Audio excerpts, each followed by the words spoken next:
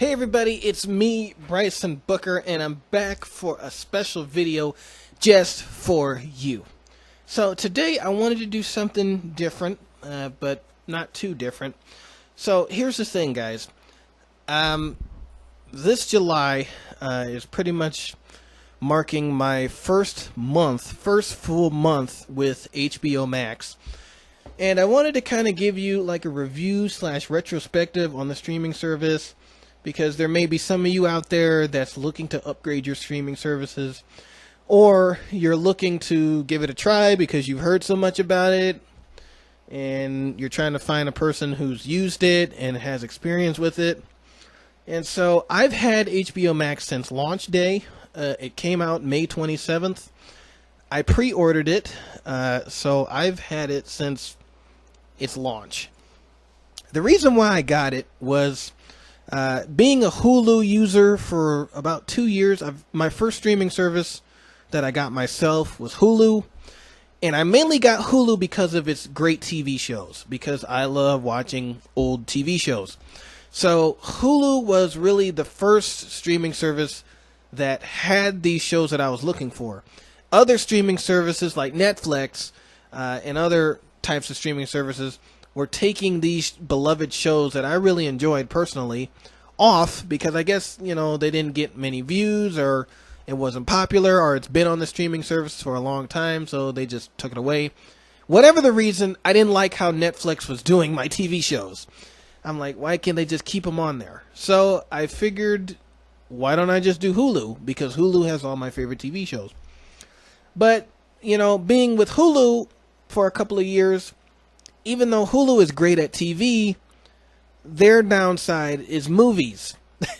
There's not too many great movies on Hulu. That's not to say that there's no great movies on Hulu, but there's not too many great movies on Hulu. Like, you really have to do some searching and sifting to find a movie that will actually interest you on Hulu. And a lot of big box office titles, like, I don't know, The Avengers, or different DC movies, you have to watch them and you have to order other things with them. So to watch a movie, a blockbuster film like The Avengers, you have to have the Stars add-on or the Showtime add-on. And that's kind of stupid, because it's like, you guys should already have all of these great movies on your service anyway. And also, me personally, I'm a fan of HBO. I've been a fan of HBO for a long time. Mainly when I watched them in the hotels every time we went on vacation, because we never really had the money to afford it on our cable provider, which is Comcast or Xfinity, whatever they want to be called nowadays. I've been a major fan of Warner Brothers. Warner Brothers cartoons, Warner Brothers TV shows, movies, and properties that they own, like Cartoon Network, Turner Classic Movies, Adult Swim, Studio Ghibli, however you say that name, and New Line Cinema. And I really love their brands. I really love their style. I love Warner Brothers, as well as DC, because they own DC as well. So I was looking for streaming services that combine the best of Warner Brothers, the best of HBO, best of DC, grade A movies, premium TV shows, most of them not being cheesy, because I just hate cheesy stuff, guys. I'm not a fan of the cheesy stuff. And, that's what caused me to go to HBO Max. Now I'm going to give you 3 pros and 3 cons about HBO Max, and it may lead you to get it, or it may lead you away from it. You may say, I like watching Netflix, or Apple TV, or Amazon Prime, and that's okay. But there's a lot of stuff about this HBO Max that you're probably seeing and wondering, and I'm just going to maybe clear up what may be either exciting for you or confusing for you. So I'll allow you to make the judgment on what you want to get. Currently, you can get HBO Max on your phone, on your computer, but not on your Roku for some reason.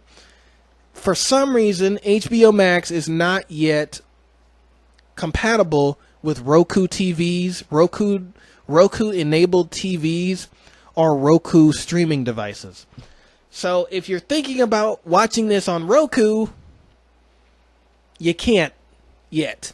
which is a downside, a major downside for those of you that really want to get HBO Max, because it's like the obvious place where you would want it would be on your TV. Duh. So let's start with the pros. The other thing is I don't want to make this video super duper long, so I'm just going to get into it. Here's the pros. I got 3 pros and 3 cons. The first pro is HBO Max is extremely diverse. There's something for everyone, and there's never the same thing twice. You got stuff from the top tier library of HBO. You pretty much have all of HBO's content. Well, most of all of it. You have, there's some HBO specials that are not included in HBO Max, but most of their specials, pretty much all of their original movies, all of their documentaries, TV shows like Game of Thrones, Veep, The Sopranos. The Sopranos is surprisingly getting popular again, but I just kind of find that weird because it's been a good show for years, and finally people are starting to rediscover that.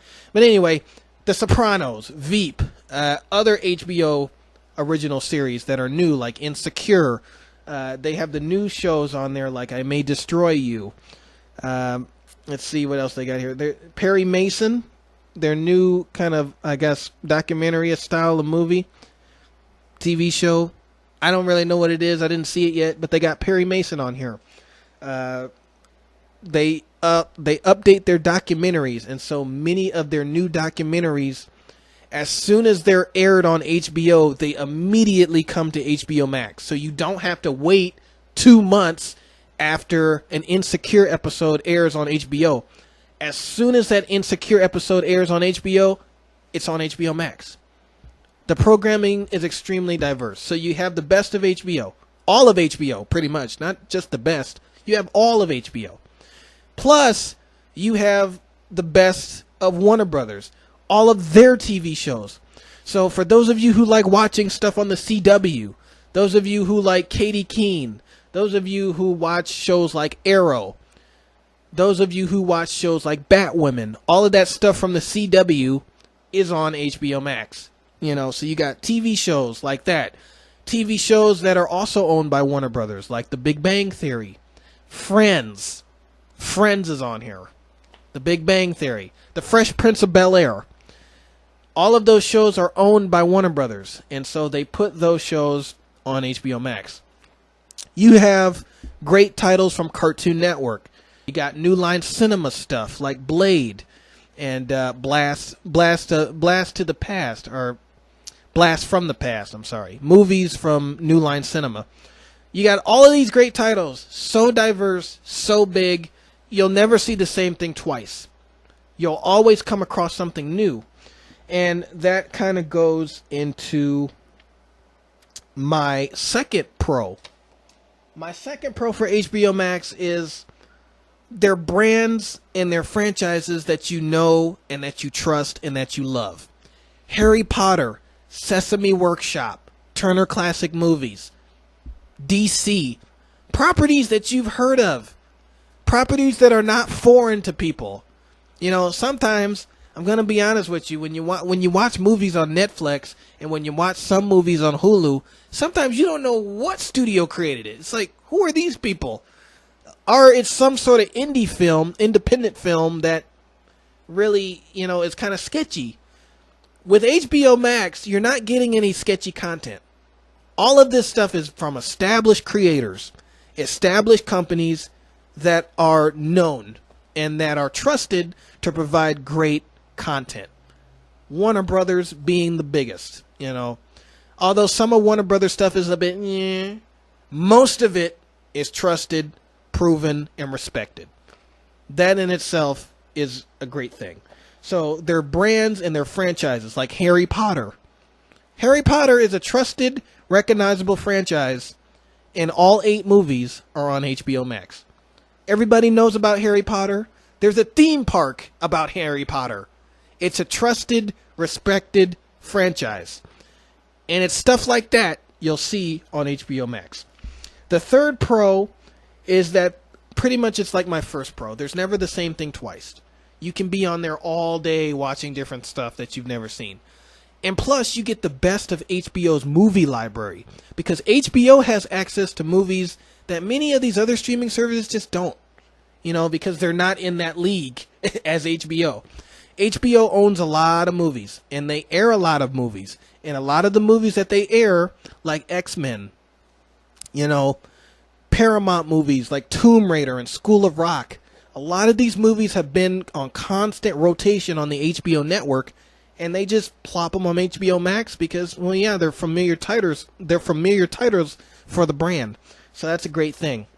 Now it's time for the cons. So I have 3 cons, and then I'm going to wrap this up here, because this is getting a little long. Okay, so the 3 cons are this. HBO Max can be overwhelming. There's so much content. So much content to sift through and to discover. Once you find something good, it's like you have to save it immediately, because if you don't, you'll kind of be upset because there's just so much content. It's great content, but it can be very overwhelming. The other thing that goes along with that, the second con, is the design is kind of clunky. So, like I said, you got a whole bunch of content, right? Let's see here. All of these shows and stuff, even though they try to do their best to divide it up into categories, it's still kind of clunky because there's just so much content. And it's like some of the content don't have a category. It's just there. Like, oh, there's The Flash and a sea of other random movies. It's not divided. It's not put into categories. It's just there. So that's the other thing. It's overwhelming, and the interface is kind of clunky because they have to just put content places. Plus, they're constantly updating the content. So even if you find a good movie that you like, the next time you try to find that movie is probably replaced with something else because they're continuously updating it almost every week and every month. Seriously. There's been stuff that's on HBO Max that was on HBO Max in June that are now not even on the platform anymore in July because they just have so much content. So, another con, okay? The final con is the most obvious con. HBO Max is a little costly. It's not cheap. I got it for a deal, so for 12 months, I'm paying only $12 for 12 months because I pre-ordered it. If I wouldn't have paid that fee for the pre-order, I would be paying $15 a month, and I'm gonna pay $15 a month next year to continue my services with HBO Max. It's not cheap. So if you're having other things that you have to budget, or if you already have 4 streaming services that you're, taking care of, having HBO Max is gonna be a butt kicker. It really is. It'll be a great butt kicker, but it's gonna kick you in the butt because it is a little costly. Out of all of the streaming services that are out now, HBO Max is a little bit more. It's $15 a month, and sometimes that's not cool. So those were my 3 pros and my 3 cons. I love the service. Extremely diverse, extremely fun to watch. There's always something new. There's always something old, if you're old school like me, to admire and enjoy. And it's from a provider, HBO, Warner Brothers, that's respected. They know what they're doing. They have quality production, quality content, quality acting. All around, it's a premium service that's just been great. I enjoy it, but it's a little expensive and it can be a little bit overwhelming. So see how you like it and try it for yourself.